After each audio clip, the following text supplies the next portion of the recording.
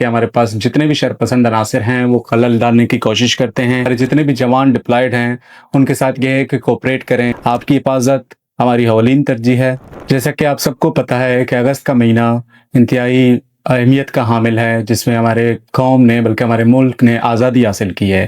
اس سلسلے میں ہمارے پاس مختلف ذرائع سے یہ ہوتا ہے کہ ہمارے پاس جتنے بھی شرپسند عناصر ہیں وہ خلل ڈالنے کی کوشش کرتے ہیں، جس کی بنا پر ڈسٹرکٹ پولیس کیچ نے ہماری ڈپلائمنٹ جو کی ہے، پولیس کے ہر جوان کی، ہر کانسٹیبل، ہر افسر، سارے ڈپلائڈز ہیں، سارے اپنے جگہوں پہ روٹین چیکنگ کر رہے ہیں۔